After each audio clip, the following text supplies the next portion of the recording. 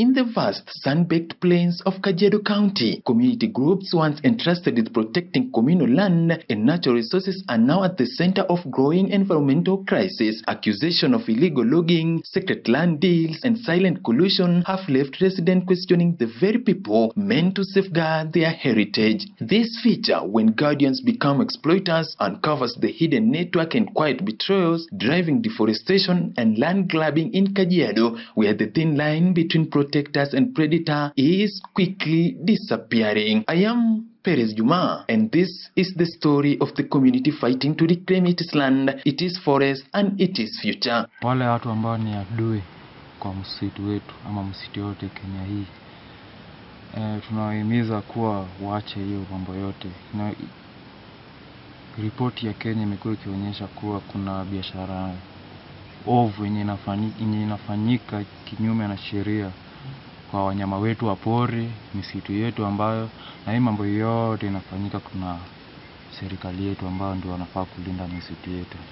Kwa hiyo ningehimiza watu wote, especially watu wanaishi kwa karibu na misitu, communities, wawe makini na wawe wa kwanza kupigania misitu yako, kwa sababu wao ndio wako karibu na misitu na wao ndio macho ya misitu. Kwa hivyo wewe ukuje ufikirie kuharibu msitu ama ukuje uwe mnyama ili upate hiyo pembe, inamaanisha una utu. Kumaanisha kitu ya kwanza lazima tuwe na utu kama sisi binadamu, kuona kuwa dunia hii imeletwa na Mungu, tuweze kucoexist pamoja ili tuweze kutusaidia sisi wote. Na waweze kuwa na roho mzuri ya kusacrifice na kuona manufaa ya forest na kuweza kuilinda zaidi na zaidi. Watu wenye wamezoea kuja kwa forest kuibaiba wa miti, kukata miti imepungua. Then we have kuna mahali on this other side of the road, kuna mahali kulikuwa ni dump, kulikuwa tu kishimo, tumepanda miti, so we are trying to conserve the environment as much as possible. Environmental expert and conservationist Christopher Mureithi has been on the front line of protecting Kajiado's fragile ecosystem. Speaking to us deep inside the affected forest, Mureithi explains the complex challenges that local communities face, from powerful cartels grabbing communal land to organized groups cutting down indigenous trees for their profit. Christopher Mureithi. I'm an environmentalist and a conservationist. Currently I'm based in Olorua Forest as a community leader in matters of conservation, climate change and livelihoods creation for the people who work in the forest. This is the way we see our forest. People pass through, people drive through, people walk through, and they just see some trees alongside the road. But if you would enter the forest itself and look inside, the story would be different. And so our work here in Olorua Forest took us a long time to be able to build a foundation based on the needs that the forest had at that time. And the need for the forest at the time was, first of all, protect what is remaining. Even as the forest was 1,700 acres, we recognized and we found out that now more than 300 of those 350 acres was highly degraded, either by design or by accident.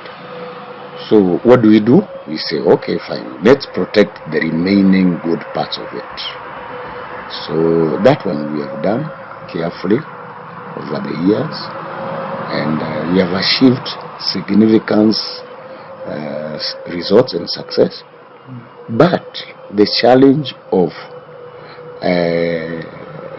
keeping off the threat is still there with us. It is alive, because when you pass through the forest, it is not fenced, and people see opportunities everywhere.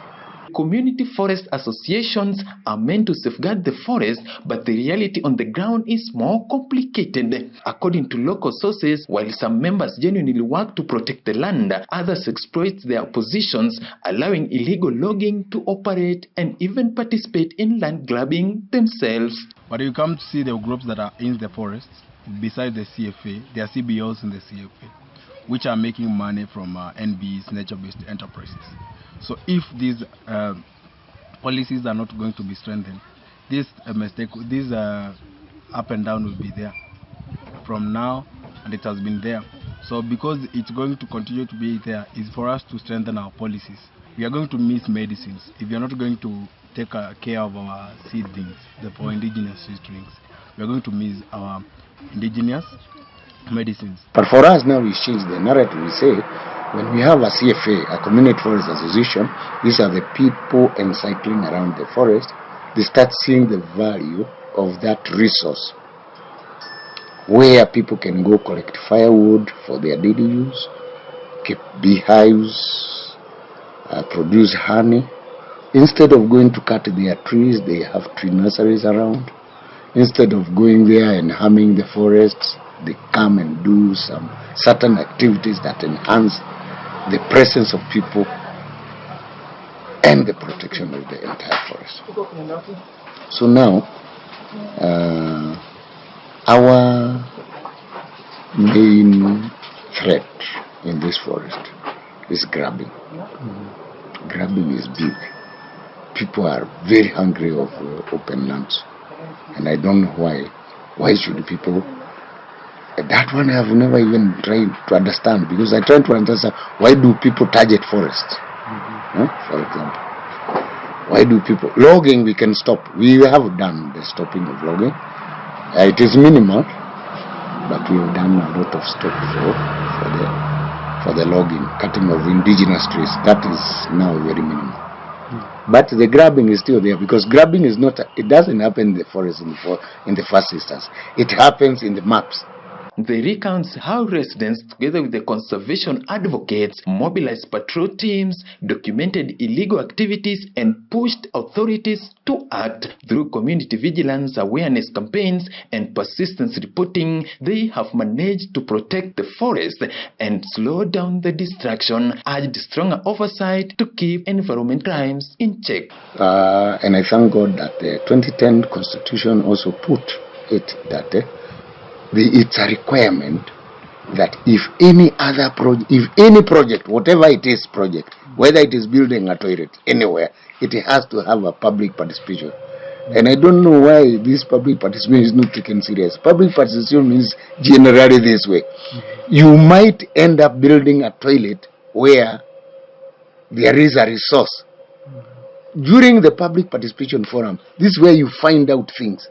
In a gazetted forest, the mandate will come from the executive team, but you need the public participation. When it comes to the forest now, we have a CFA in the forests who are supposed to say this can be done or not. They are working hand in hand with the Kenya Forest Service or with the Kenya Wildlife Service. So if you see that we are having a challenge on logging in, mostly is from our policies. But if you come to see the groups that are in the forests, beside the CFA, there are CBOs in the CFA, which are making money from NBE's nature-based enterprises. So if these policies are not going to be strengthened, this up and down will be there from now, and it has been there. So because it's going to continue to be there, is for us to strengthen our policies. According to Abel from Gong, one of the biggest challenges Kenya faces is the limited sensitization of the communities on how to conserve the forest. He believes that without proper awareness, citizens unknowingly contribute to the destruction of the very ecosystem they depend on. His concerns were echoed by Christopher, who emphasized that education and community engagements remain critical pillar in the fight against land grabbing and illegal logging. The problem we are having now as a country is on sensitization. Our community are not sensitized on how they can maneuver to get the information from the public portal, to get the information on which is the gazetted area, what are we supposed to do with green spaces. You know, people, they know about green spaces, they don't know what to do about them. They don't know when the green spaces were guarded. Who is in charge of these green spaces? You will find out people have come to construct on green spaces. But if the community is sensitized, this land is a community land, it's supposed to have this and this. This is a public forest, this is a gazetted area. So for us here, we are saying if the public is more aware about the forest, then we will have less to care about the forest. Simply because now people are more aware, people are more apt, and people can really talk about a situation that they really understand. When it comes to stopping illegal logging and land grabbing, enforcement agencies face numerous barriers. Abel explains that political interference and fear of confronting powerful cartels have weakened the ability of officers on the ground to take decisive actions. He says some officials are intimidated, and in some cases, corruption frustrates any meaningful enforcement. According to Abel, these obstacles create gaps that illegal loggers and land grabbers continue to exploit. All of us, we have different motive in climate change. We have different motive on environment. But when it comes to logging in, and if the guy who is logging in is either having cash or a connection, us people who are in the community, besides working hard for that community to be strong, we will always lose that case. So we are aware of the logging. We have tried where we can. But when you're reaching at the top level, the corruption that is on the top level will not allow us to win the case. Because these people, they have different motive of getting into the forest. Talking about the area forest, we had an issue with the Ololo forest. The case went silent. Why? Because we didn't have enough manpower to make sure that we win the case. Some of them, you see them, they are being intimidated because they don't have that power to man themselves. They don't have bodyguards, they don't have places they can go and hide. But when they are told they will give you this, or they threaten to kill your children or to make sure you suffer, up and down you have to leave the case. Ni kama kuna instruction fulani ambayo ilitolewa kwamba sisi tusiongeleshwe ama sijui kama MCA ndiye adui, lakini all said it's okay, no problem. Walienda na watatukuta tu kwa sababu this is where we belong, huku ni kwetu na hatuhami na hatutoki. And what is lawfully ours, we will defend and we will protect. And my work as an MCA is oversight, protect rasilimali yoyote ambayo inakuja kwa hii area yetu ya Ololua. It doesn't matter whether it's from the national government or the county government, because this particular area, it is me who represented the community. So the community will want to know what is happening here. I will look stupid if I don't know anything. Ati ndajibu kwamba ati hata nimefika pale na nimeona kumefyekwa. Siwezi sema kitu kama hiyo, itakuwa kidogo ni upuzi.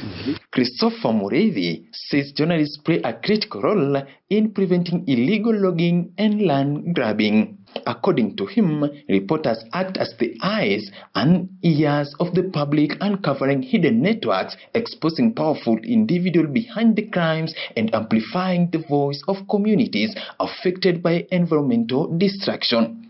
Mureithi explains that through investigative stories, consistent follow-ups, and holding authorities accountable, journalists help pressure enforcement agencies into action. And especially in matters of exposition, to expose things that are happening in our society. In fact, now, we rely more on journalists to tell us the truth, to keep us aware, to make us see things than any other mediums. So journalists are number one. That they will tell us, they will take the story, they will put it there in front, and people will know exactly what is happening. So the role of journalism and journalists is very crucial. My only concern is the safety for our